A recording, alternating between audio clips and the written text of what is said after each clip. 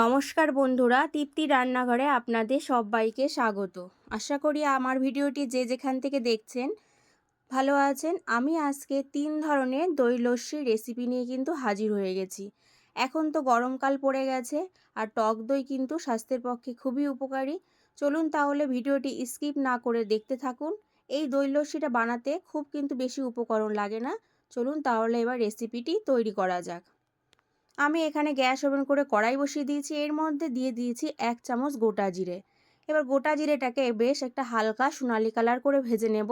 এমনভাবে ভাজবেন না যাতে জিরেগুলো পুড়ে যায়, তাহলে কিন্তু গুঁড়োটা কালচে কালচে হয়ে যায়, দেখতে ভালো লাগে না।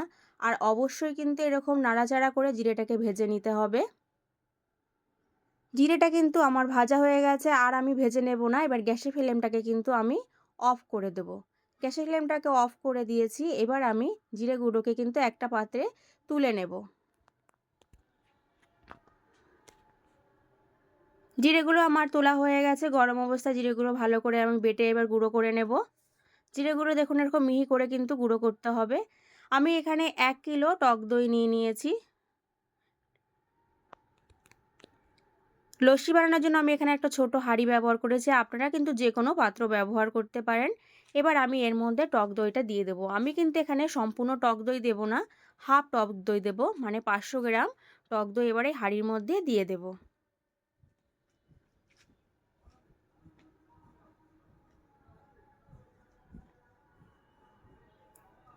টক দইটা আমার দেওয়া হয়ে গেছে। এর মধ্যে দিয়ে দেব চিনি। আমি 500 গ্রাম মানে টক দইয়ের জন্য 5 চামচ চিনি ব্যবহার করব। চিনিটা আমি কিন্তু এখানে একটু কম ব্যবহার করেছি।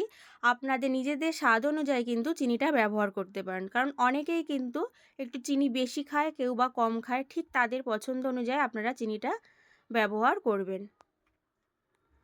আর দিয়ে দেবো এখানে আমরা যে রেগুলার লবণটা ব্যবহার করি রান্নায়, সেই লবণ দিয়ে দিলাম।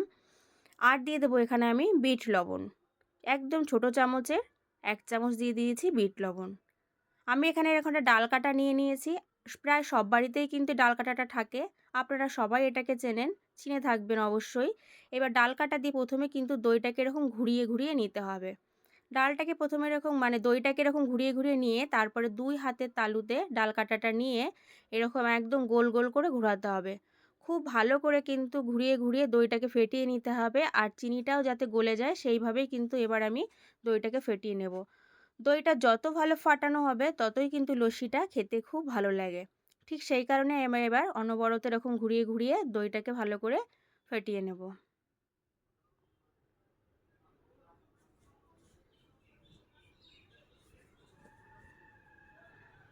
দেখুন দইটা কিন্তু আমার খুব ভালোভাবে ফাটানো হয়ে গেছে, আমি দেখাবো। দইটা কিন্তু একদম দেখুন মনে হচ্ছে পুরো স্মুথ হয়ে গেছে। আর দইটা ঠিকঠাক করে ফাটানো হয়েছে কিনা ঠিক সেই কারণে বোঝার জন্য ডাল কাটাটা এরকম তুলে চারপাশে একটু দেখবেন, কোনো রকম কিন্তু গুড়ি গুড়ি বা গোটা গোটা অংশ নেই।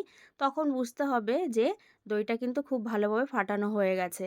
আর যদি কোনো রকম এখানে একটু গুড়ি গুড়ি অংশ থাকে তাহলে কিন্তু আরও ভালোভাবে ফাটিয়ে নিতে হবে। এবার এর মধ্যে দিয়ে দিলাম বরফের টুকরো। আমি কিন্তু দইয়ের মধ্যে কোনো রকম কিন্তু জল ব্যবহার করিনি। এবার আবারও 2 হাতের তালুতে কাঁটাটা রেখে ঘুরিয়ে ঘুরিয়ে বরফগুলোকে পুরোপুরি গলাবো না, কিছুটা সময় ধরে বরফগুলোকে একটু গলিয়ে নেব। বরফগুলো আমার কিন্তু অনেকটাই গলে গেছে, পুরোপুরি কিন্তু গলেনি। আমি আগেও বলেছি পুরোপুরি গলাবো না, অনেকটাই কিন্তু গলে গেছে বরফটা। এবার আমি একটা কাঁচের গ্লাস নিয়ে নেব। কাঁচের গ্লাস নিয়ে নিয়েছি, ওর মধ্যে ফেটিয়ে রাখা টক দইটা কিন্তু দিয়ে দিতে হবে। আস্তে আস্তে দিতে হবে, কারণ এর মধ্যে কিন্তু বরফের টুকরো আছে। দইটা আমার দেওয়া হয়ে গেছে। এবার এর মধ্যে দিয়ে দেব জিরের গুঁড়ো। যে জিরের গুঁড়োটা আমি আগে করে রেখেছিলাম সেই জিরের গুঁড়োটা দিয়ে দিলাম। জিরের গুঁড়োটা দিয়ে সব কিছু ভালো করে মিশিয়ে নেব। তৈরি হয়ে গেল আমার প্রথম রেসিপি, দই লস্যি, জিরে দই লস্যি। এটা কিন্তু একদম পুরো প্লেন রেসিপি। আর একটুখানি ওপর থেকে আমি জিরের গুঁড়ো ছড়িয়ে দিলাম, এটা দেখতে ভালো লাগার জন্য। আরও একটা গ্লাস নিয়ে নেব দ্বিতীয় লস্যিটা বানানোর জন্য। আর একটা গ্লাস আমি নিয়ে নিয়েছি। আবারও যে দইটা ফেটিয়ে রেখেছিলাম সেই টক দইটা আমি এবার গ্লাসের মধ্যে দিয়ে দেব। টক দইটা আমার দেওয়া হয়ে গেছে। এবার এর মধ্যে দিয়ে দেব আমি 2 চামচ পুদিনা পাতার রস। পুদিনা পাতার রসটা আমি আগে থেকেই করে রেখেছিলাম। আর দিয়ে দেব খুবই সামান্য একটু জিরের গুঁড়ো। এবার পুদিনা পাতা আর কিছু জিরের আবারও গুঁড়োটাকে খুব ভালো ভালো করে করে মিশিয়ে নিতে হবে। মিশিয়ে দেব। আমার কিন্তু দ্বিতীয় লস্যিটাও কিন্তু তৈরি হয়ে গেল। পুদিনা পাতার দই লস্যি। গার্নিশের জন্য আমি একটুখানি পুদিনা পাতা উপর থেকে দিয়ে দিলাম। এটা দেখতে ভালো লাগার জন্য। ৩য় নম্বর বানানোর জন্য আমি আরও একটা গ্লাস নিয়ে নিয়েছি। এর মধ্যে দিয়ে দেব আবারও টক দই। যে টক দইটাকে আমি আগে থেকেই ভালো করে মিশিয়ে রেখেছিলাম সেই টক দইটা। আর দিয়ে দেব আমি এখানে কাজু বাদাম গুঁড়ো। কাজু বাদামটাকেও আমি আগে থেকে ভালো করে গুঁড়ো করেছিলাম। সেই কাজু বাদাম গুঁড়ো আমি দিয়ে দিয়েছি। আর দিয়ে দেব এখানে এভারেস্টের চাট মশলা। এবার কাজু বাদাম আর চাট মশলাটাকে চামচ দিয়ে ভালো করে কিন্তু মিশিয়ে নিতে হবে। তাহলে ৩ নম্বর দই লস্যিও কিন্তু আমার রেডি হয়ে গেল বাদাম লস্যি।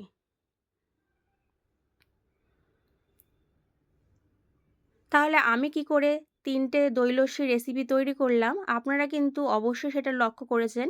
আর এটা বানাতে কিন্তু খুব একটা বেশি উপকরণ লাগলো না। তাই আপনাদের কাছে অনুরোধ রইল লস্যি ৩ টে বাড়িতে একবার তৈরি করে খেয়ে দেখুন। আশা করি সবার ভালো লাগবে। ধন্যবাদ।